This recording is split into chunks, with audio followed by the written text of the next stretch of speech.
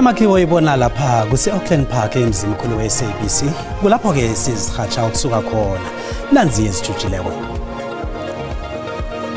I'm looking forward to a really good and positive meeting, and we're looking forward to a very good outcome for our country, for our people.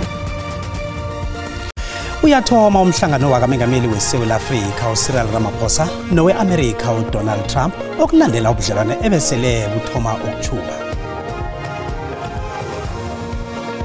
Debt is peaking at this financial year, but is beginning to a downward trend. And the higher number than the 12th of March at the moment is occasioned. Ungqongqotjhe wezemali uEnoch Godongwana uthi isabelo semali samvisi sitjheja khulu abantu abahlakako nokufukula umnotho. I'm not really sure of the effect of budget speech and angisengayiboni iyenda mehluko emphakathini wethu. Siyeva bakhuluma ngathi imali mara kukhulu kusincedza sine njengathi. Abantu abatsha bathi isabelo semali nasingabe ukuhlomba ukubekelela phambili abantu abatsha siza sesifane nezinye nazo.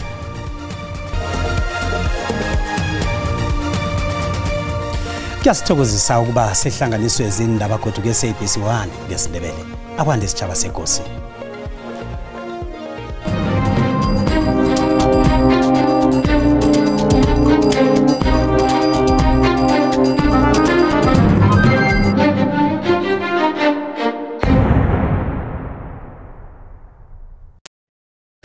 Wonke amehlo nendlebe kusemzimkhulu kaHulumende weAmerica White House lapho umengameli wekhethu Cyril Ramaphosa alindeleke bona abambe umhlangano nomengameli weAmerica uDonald Trump. Umhlangano uza ngemva ukuthi uTrump ahlabe ngamagama abukhali umthetho wokuhlelwa kwelizwe leSouth Africa nesenzo seSouth Africa sokumangalela iIsrael ngokuhayila abantu. Ake sihlole bona kukhamba njani eWhite House khona eWashington DC.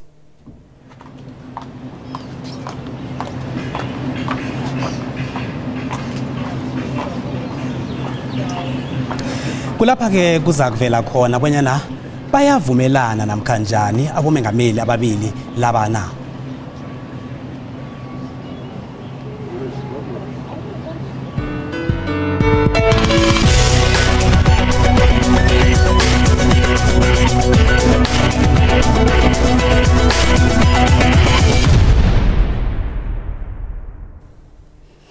Isabelo semali sethulwe ngungqongqotjhe uEnoch Godongwana siveza ukuba sengikhathini ezibudisi kwelizwe lekhethu.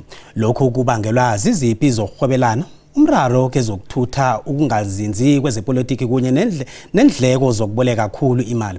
Godongwana uthi kodwana umgomo wezomnotho uhlose ekusekeleni ituthuko ukwakha amathuba omsebenzi nokuqinisa umnotho lobona ungathikaziseki lula.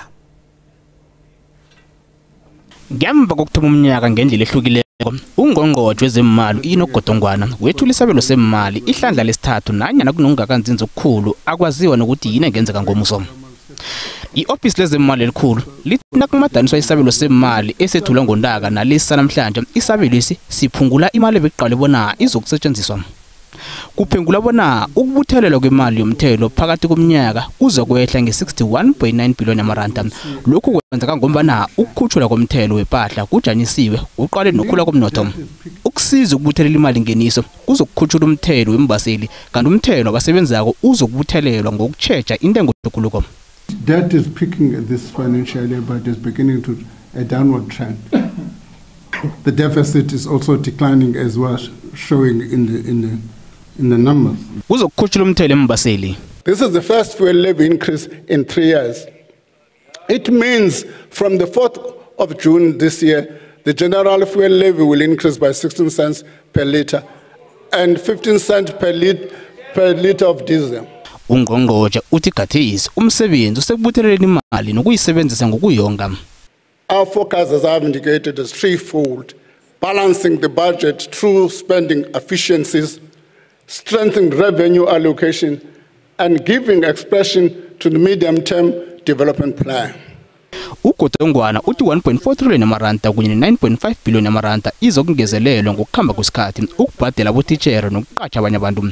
Uthi lokhu kuzokungezelela imali eyabelwe ngikolisa ukusuka ku17 rand ngelanga enikelwe umntwana munye ukuya ku24 rand.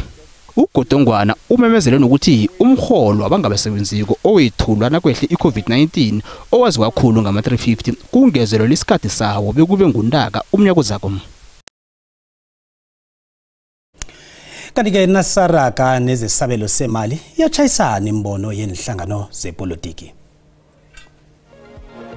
Ezinye inhlangano ziyasekela zithi uGodongwana uyibambe ngesibhukwini. We believe that the budget create more flexibility to ensure that we grow the economy. Kaya pele ke investment ya infrastructure wetsa bonnete ba hore metsi a lokiswa hore maAfrika borwa ha bona dipompo tsa bona kgona hore a fumane metsi 24/7. Siyayamkela le budget ebekwe lapha phambili kuyabonakala ukuthi uMzantsi Afrika udinga ukuthi ukhulise umnotho wala. Kodwa nezinye inhlangano zithi kuyafana imali leyo itutumalisa ingikhwama zenilelesi abahlagako basala banjalo.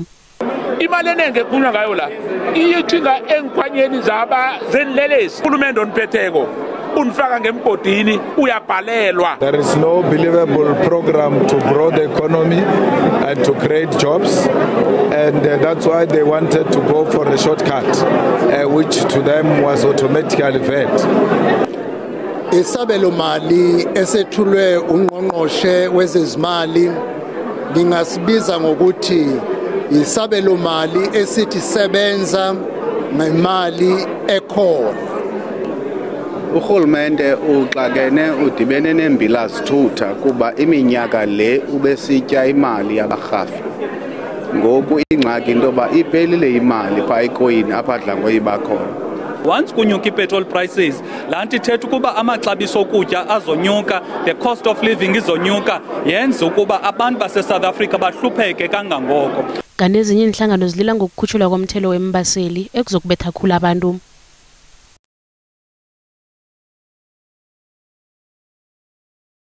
Njalo abantu abatsha eMpumalanga bathi ukwethula kwesabelo semali akwenzi umehluko sekuyazifanela nje. Bathi iningi labantu abatsha abaneziqu bahleze emakhaya abawuthola umsebenzi. Bathi isitshijilo sokuhlogeka kwemisebenzi kusesemraro omkhulu eSouth Africa.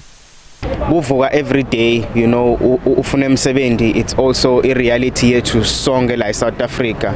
Njengoba ngibona ama graduates lamaningi acetha graduator, but also siyabona nema stats and unemployment ayakhuphuka. The unemployment issue is like a very serious issue. It's not laziness or lack of ambition for the people. They wake up every day, they want to build, people want to thrive, but I feel like enough is not being done. Ngoba sina sebendi lana servers bakhuluma ngato imali mara kukhulu kusincedza sine njengathi ngaso sonke isikhathi thina lana silastokumatha ama pitch job and umsebenzi asuthola. eLimpopo nakhona kulilo kangako. Abantu bakhona balila ngokunganikelwa isekelo ekuthuthukisweni kwendawo zemakhaya. Izakhamuzi zithi ukuhlogeka kwemisebenzi endaweni zemakhaya kukhandela imiphakathi le ukuthi ithuthukise impilwazo. Bathu uGodongwana ngathana angangenelela khudlwana ekusekeleni abafundi abafundiswa yiNSFAS. If a department government can also add on the NPO's budget, I think it will be very best. I just want the minister change the struggle of NSFAS. Abachayeli benkoloyi badanile hle ngesiphakamiso sokukhutshula kwentengo yembaseli inyanga ezako. Government ya rona e tshwantse go rutela botlhoko tota ra sokola man ra sokola mino gone ya no go di changile west. This thing of government increasing petrol to us it's hurting our pockets because of one thing, always petrol goes up but our salaries never increases. Endabeni ze-SABC ngingudlozi Mnisi ngibika ngise-Auckland Park eJohannesburg. Ukucozulula kuhle lesi sisabelo semali sikangqongqotshe uGodongwana sikhulumisana nesazi sethu sezomnotho uBongani Mahlangu. Emkhalangana siyakwamkela endabeni zesindebele kweSABC1. Isabelo semali sanamhlanje sihluke ngani kezimbili ezidlulileko? Ngiyathokoza ngilotshise sithiwa ngilotshise nabalaleli emakhaya. So into esuke ekhulu la namhlanje ukuthi kuyokufakwa i-fuel levy i-fuel levy le iyokwenza ukuthi i-petrol 93 ne-95 octane zikhuphuke nga-16 cents and then i-diesel ikhuphuke nga-15 cents and lokho siyazi ukuthi i-petrol rate edingekalako as i-input ku-production and kune-possibility ukuthi i-petrol le ngayenza ukuthi ama-price wokudla wezinto ezine-petrol phakathi ukuthi zikhuphuke so siyazi ukuthi ukudla kusuke efarm kesitolo impahla zisuka la zisuka khona zesitolo so singabona ama-price ku-economy yethu ayaphezulu and then futhi ngasithi siyaqala enye into engathi i-change kancane amalona ukuthi i-government or treasury izokwenza into le bayibiza nge-expenditure review uku-eliminate ama-duplications i-waste nama-inefficiencies ku-budget then lokho khunye kuyohlala njengoba kunjalo nanyana inhlangano ezinye zepolitiki zibonakala zisibuka kodwa na abantu abatsha bathi sekuyafana nje ingabe lokho kutsho bona sebathitshelekile no abantu abatsha vele bona sebazinikelile that's why nasiqala kuma unemployment statistics lawa phume last week quarterly labor force survey for quarter 1 2025 asithi yaqala ama discouraged job seekers especially kwabantu abatsha from age 16 to 24 ne age 16 to 34 yabonisa ukuthi abantu abatsha abaningi sebazinikelile ukuthi angeke basakhona ukuthola umbereko eSouth Africa now uyaqala abantu abatsha ngibe babonise ilona i-long term employment ekulu ukudlula amanye ama age group so kusho khona lokho ukuthi sebazinikelile ukuthi umbereko angeke basawuthola now uyaqala futhi i-unemployment rate graduate unemployment nayo ikhuphukile and abantu abatsha abaningi ngiba ama-unemployment graduate ngoba uthola uphuma e-university or uphuma e-TVET or uphuma kuphi mara uyastruggle ukuthi angene ku-labor market noma angangena ku-labor market as an underemployed person njengokuthi abe yilona intern i-learnership i-graduate program or ukuthi athole umbereko ungakhambisani next nalokho akufundele nakho kunzima akhe silunguze zika Trump no Ramaphosa zomhlangano othomako nje uzokuvuthisa na umhlangano lona nabangakhona ukuvumelana ngerezi 1 to 4 nabangakhona ukuvumelana ngeIsrael nabangakhona ukuvumelana ngama-Afrikaner nabangakhona ukuvumelana nge-issue ye-Iran nabangakhona ukuvumelana nge-issue ye-China and lapho ngihlanganisa ne-BRICS nabangakhona ukuthatha lokho bakubekele eqadi bakhulume nje nge-trade ngibona ukuthi ungakhamba kuhle mara nabangakhona ukuvumelana ngalokho kuzoba nzima mara kuzo zona into engizibalile number 1 i-Israel yazi ukuthi they pressurize i-America ukuthi pressurize i-South Africa mara nakhona lokho ama-country njengako-France namanye ama-country a-leader emhlabeni bebakuthembisa i-Israel ukuthi bazoyifaka ama-sanctions if abavumeli izinye izinto zenzeke khulukhulu ePalestine eGaza njengokuthi ukudla ne-medical aid ingene sibonile i-Israel ithukiwe yabuyela emuva lokho kwangena so izinto ama-country lawo nama-behavior wawo ngayenza ukuthi ba-undermine lokho i-South Africa kwenza ku-ICJ bengathi imidlalo number 2 nasiqala le yama-Afrikaner uTrump uzokuhluleka obvious ukuletha ubufakazi balokho and siyazi ukuthi abantu bebalokho baphusha lokho abantu abanjengabo Elon Musk mara abantu abahlanganisile inhlangano le meeting le abantu enjengabo Rupert nabo else nabo kuthiwa ama-Afrikaners babuya from the same community and bathi into le ayikho so and uTrump ubalalele waba ne-meeting le shothi nalapho izinto zingaguquka ekuhambeni kwesikhathi nasiqala number 3 indaba le ye-Iran ngoba i-America thina sikhulumisana siberekisana ne-Iran nje America ngiyo ekhulumisana ne-Iran negotiate ne-Iran directly nge-issue lena futhi ye-uranium enrichment so bona bakhulumisana nayo mara bathina singakhulumisana nayo so nalokho kungaba into engancedisa ukuthi bakhona ukukhuluma abazwane kule ndaba leyo and then i-America number 4 lena ye-China ne-BRICS siyazi ukuthi iminyaka edlulile le i-America was the number 1 trading partner ye-Africa sengisho i-Africa namazwe wawo mara nje overtake i-China so i-America ifuna ukubuyela la e-Africa ifuna ukuthi asset Africa nongathi uyaqala nama-performance agreement okwenze nama-ambassador wabo la e-Africa ukuthi bafuna ama-deal bakhulume ngemali ukuthi bathuthuka kanjani so i-America ngeke ibe ne-strategy esihle e-Africa ingakakhulumi ne-South Africa ngoba i-South Africa ngiyo the most influential country lana eAfrica iSouth Africa ngiyo the biggest economy lana eAfrica so angeke uexclude iSouth Africa ku any strategy esi involve eAfrica so nalokho ngayenza ukuthi bakhone ukuzwana so nabangabeka lokho eqadi bona bazokhona ukuthi bazwane bakhulumisane ngoba asingeke sibe namanga iAmerica is our second biggest trading partner boma 6 to 8% trade yethu yalapha so kubalulekile ukuthi sikhulumisane nabo and asima equals wabo phezulu kwalokho Mkhalangane siyakuthokoza ukuba nathi namhlanje. Loyo sisazi ubungani Mahlangu sezomnotho. Nasibuya entolo. Kunegezi ngalaphana. Sibuya abuya to collect revenue akafuni. Nale 3 years sina gas. Rogoje bulomo fasimo. Izakhamuzi zesimile eMpumalanga bezichakala zithi zifuna izenzelwa batsho nakuyigezi bayigcina eminyakeni emithathu edluleko.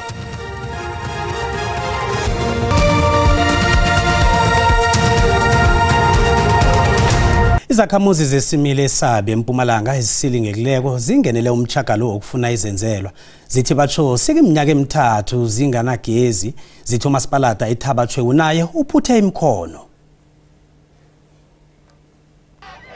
Isabi ilidorajana elidosa imvakatshi Bukeli. Umphakathi walapha obonakala unokuthula, uhagalelwe izintshijilo zokuhlayela ngezenzelwa. Izakhamuzi zalapha sezilahla ithemba. Ngombana zithenjiswa ukuthi izinto zizokuchuguluka ngemva kwekhetho lokukhibelela lange-18 zikaMgwengweni nonyaka. Sibukele ngema-transformer yawo Masipala akafuni ukusifakela lama-transformer ngala sine project leyimile le project nayo ayiphila sathi usinkinga Masipalini sibahlali bala emkhukhwini tazwana namuhla nisibona sila indleleni lokhu namuhla kusenta kusithukuthele sila indleleni sithukuthilisa ngokuthi nyalo siyituka ama by election siyakuvota kusovotela yini singana gezi sekushone maybe about 7 or 8 yebantu babulawa ngegezi ngetinyoka leti bayitendayo asifuni tinyoka even silwa naMasipala kusukusela sesi kune gezi ngalaphana sibuya abuya to collect revenue akafuni arina ditsela batho ba rena ba hlokofetse ba ba kuka ka matsogo ka kwa distrateng ba ba tisha mo skontiring gore ba hoje transport so ene gas ya rena re sale re na le 3 years sina gas re goje mollo mo fase mo re boetse back to morago. Umasipalata eThabathwe uthi izakhamuzi ezingabhadeli izenzelwa zomphakathi zidla umasipalata indleko eziphezulu. Silinze bona ukuthi basibhalele bese sikwathi baphendula. At the moment akukho lokuthi singathi mhlambe singakuphendula ebantwini baseSabi but siphinze futhi sigcizelele ukuthi eSabi siyathi kusama services akabhadalo and siyacela siyanxusa umphakathi ukuthi asibhadaleni ma services so that Masipala akhona kuba nemali le enough. Okwanje uMasipalata eThabathwe ungaphasi kwehlelo lokuhlangulwa ngemva kokubhalelwa ukuhlela imali zakhe.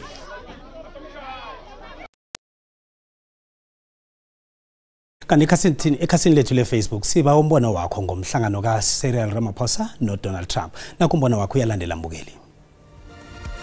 Ubengangcono mengameli waseMelika aqala axolise ngamagama amambi awakhulumayo. Trump udelela kakhulu uRamaphosa noma ngale uyobuya ngaphathi lutho. Angiboni ukuthi why umongameli fanele kuTrump. Mosha imali nje. Noma ngameli uyangixaka ukuthi uyofunani lapha ngoba naye wayethe ena akanankinga noma ngangasixhasa sizokhubeka siphile. Because fisabona khambe kuhle balungise kube reg. Ngiyathemba ukuthi bazoxoxisana ngezinto ekumele ukuthi zenzeke kulamazwe omabili akwazi ukuhwebelana ngendlela okuyiyo. Angiboni ukuthi inkulumo kamongameli weSouth Africa nomongameli waseAmerica uDonald Trump ukuthi izokukhamba kuhle. Kahle kahle lamazwe omabili asadingana ngempela. Uma ngabe ikhona indlela sizo umongameli wezwe eseMelika akahlale phansi nomongameli wakhona leAmerica baxoxe babonisane ngempela. Ngiyathemba ukuthi umongameli uzokwazi ukuthi ayilwele iNingizimu Afrika angayidayisi kodwa. Achiba Smoro selesikhathi Trump ngilizwe yaliphikisa. Umbono ngeumbukele SABC ayizukuthosa umlando wokuziphendulela ngombono umbukele. Lasiqala ke zemali iranda liqinile nalinganiswa nezinye imali ezinkulu.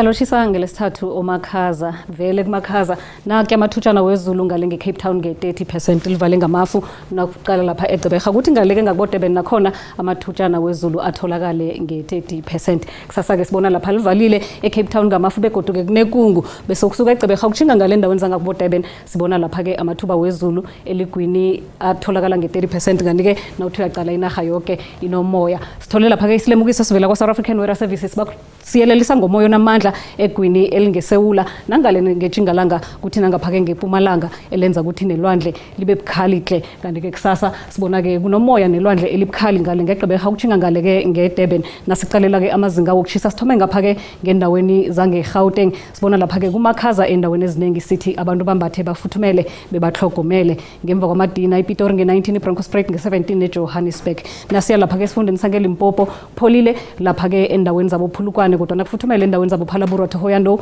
kodwa ke ekseni nendambama kumakhaza siya lapha ke sifundeni sangeMpumalanga sibona nakhona ke kumakhaza hle khulukhulu ebusuku nekuseni ngokuhamba kwesikhathi kuyaphola kanti ke iMiddelburg imakhaza nange18 kwaZulu Natal imakhaza na ebusuku nekuseni kupholile lapha ke eRichards Bay neDurban nge21 ngezinye indawo kumakhaza hle iPumalanga Kapa nayo njengendawo eziningi eSouth Africa imakhaza lapha iWillomo nge16 ngemva kwamadina eTshingalanga Kapa ke siyabona ukuthi lapha eCape Town ngemva kwamadina i18 kuthi lapha ke endaweni zabo Osoren khona ke kupholile nge20 ngemva kwamadina kodwa ke endaweni eziningi kumakhaza iNorthern Cape Layer nayo imakhaza njengeSouth Africa yonke nangaleke ngeFreystata kumakhaza kuthi nesifundeni sangaleke ngeNorthwest nakhona ke kuphole ke ngokufuthumala ngemva kwamadina sibona nekoti ngesikhathi esilandelako dido